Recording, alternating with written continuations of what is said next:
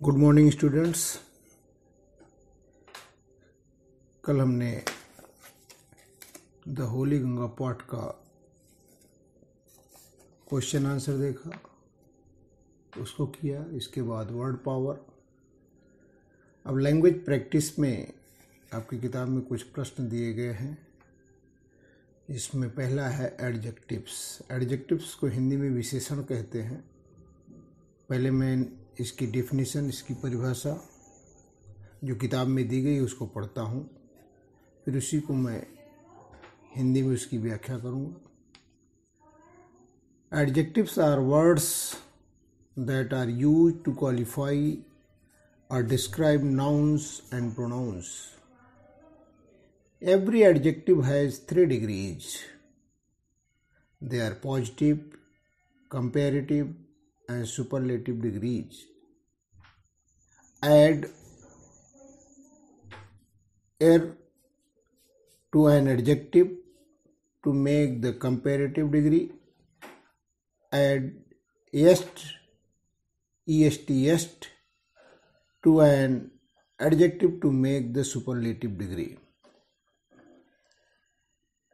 विशेषण, इसी में हिंदी में हम विशेषण कहते हैं, अर्थात जो संज्ञा या सर्वनाम की विशेषता बतलाए, उसके गुणों को वर्णन करे, उसकी विशेषता बतलाए, उसे विशेषण कहते हैं।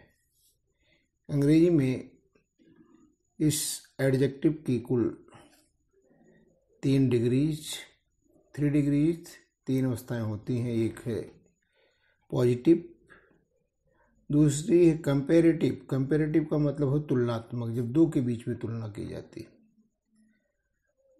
और तीसरी डिग्री है सुपरलेटिव। बीच में एक को हम श्रेष्ठता प्रदान करते हैं, एक को श्रेष्ठ घोषित करते हैं, उसे सुपरलेटिव कहते हैं।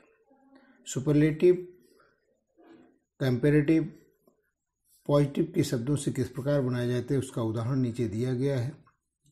एक उदाहरण है, उसके अनुसार आप लोगों को अन्य शब्दों का कंपैरेटिव और सुपरलेटिव डिग्री बनाना है। क्वेश्चन दिया गया है, right each adjective in its comparative and superlative forms. First one is positive, comparative and superlative. One example is given for you, a slow. We will add er। इसके साथ हम जब er जोड़ देते हैं, er जोड़ते हैं, तो कंपैरेटिव डिग्री हो जाती है स्लोअर।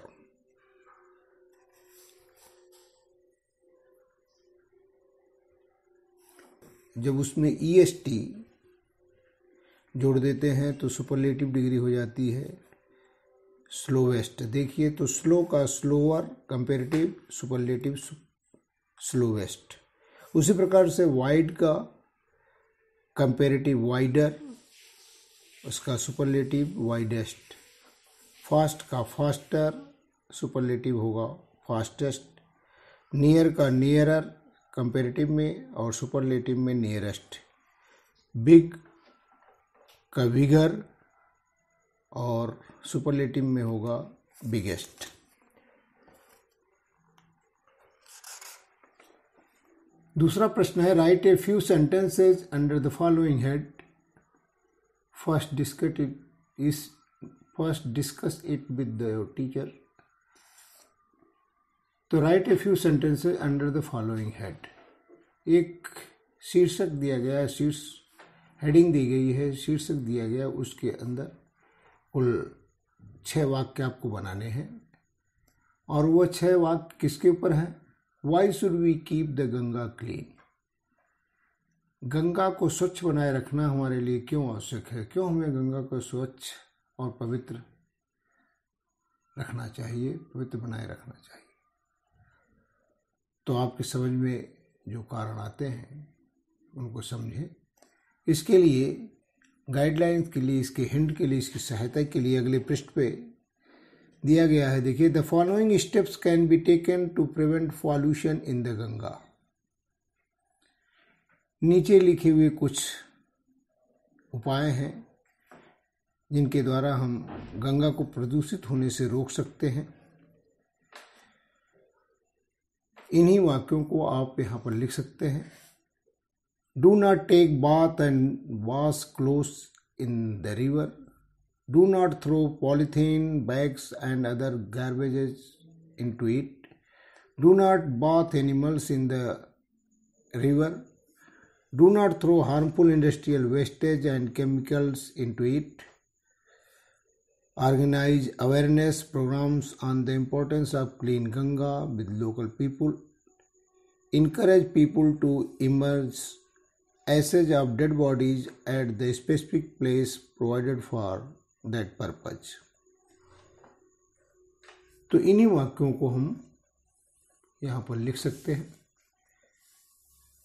तीसरा प्रश्न है, read the following sentences carefully. निम्नलिखित, नीचे लिखे अधोलिखित वाक्यों को ध्यानपूर्वक पढ़ो। ए, आई हैव अ बुक। यहाँ हैव को अंडरलाइन किया गया है। दूसरा सेंटेंस है, द टेबल हैज 4 legs। यहाँ हैज को अंडरलाइन किया गया है। The tiger has black strips. यहाँ हैज के नीचे अंडरलाइन है। Butterflies have coloured wings. यहाँ हैव को अंडरलाइन किया गया है। इन वाक्यों को ध्यानपूर्वक पढ़िए तो इसमें आपको मिलता है कि यहाँ हैज और हैव का प्रयोग किया गया है। यह आपको ज्ञात होना चाहिए कि कहाँ हैज का प्रयोग होता है और कहाँ हैव का। तो फर्स्ट एंड सेकेंड पर्सन अर्थात आई, वी एंड यू, इनके साथ हमेशा हम हैव का प्रयोग करते हैं। और थर्ड पर्सन सिंगुलर के साथ हैज का प्रयोग होता है। थर्ड पर्सन प्लूरल के साथ हैव का प्रयोग होता है। अर्थात he, she, it, Ram, Shyam, Mohan, any proper noun, any name, उसके साथ हम हैज का प्रयोग करते हैं। बाकी सभी के साथ हैव का प्रयोग किया जाता है।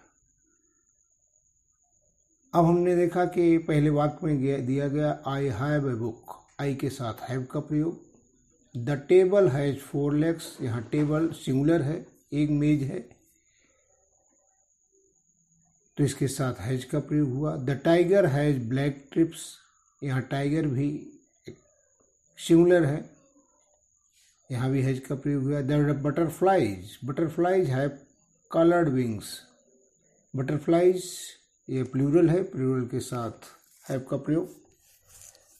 उसी प्रकार से अब जो हम नीचे आएंगे तो पहले में वाक्य में देखें, पहले सेंटेंस में अ क्रोकोडाइल मीन्स एक मगरमच्छ। यहाँ सिंगुलर है तो इसके साथ हैज का प्रयोग होगा। तो a crocodile has 4 legs। B, I. अब ऊपर में ही वाक्य आप देखें तो आई के साथ हैव का प्रयोग हुआ है, तो आई के साथ ऑलवेज हैव का ही प्रयोग होगा। I have no brother. C, my friend. अब my friend third person singular है, एक वचन है, तो यहाँ हैज का ही प्रयोग होगा। My friend has 2 brothers। Do you dot dot बीच में गैप दिया है आकार। यहाँ यू के साथ हम जानते हैं यू के साथ हैव का प्रयोग होता है, तो डू यू हैव आकार। हरी थर्ड पर्सन सिंगुलर है तो यहाँ हैज का ही प्रयोग होगा, तो हरी हैज अ स्कूटर। इस प्रकार यह लेसन पूरी तरह समाप्त होता है। आपको सारे एक्सरसाइज, सारे क्वेश्चन आंसर और यहाँ तक ग्रामर पोर्शन आपको पढ़ाया गया। अब इन सारे प्रश्नों को कॉपी में उतार लीजिए और साथ साथ में इसको अच्छी तरह से समझ लीजिए। यदि कहीं कोई प्रॉब्लम होती है, कहीं समझने में दिक्कत होती है, तो आप मैसेज भी भेज सकते हैं, साथ साथ फ़ोन कॉल करके भी मुझसे संपर्क कर सकते हैं। Thank you.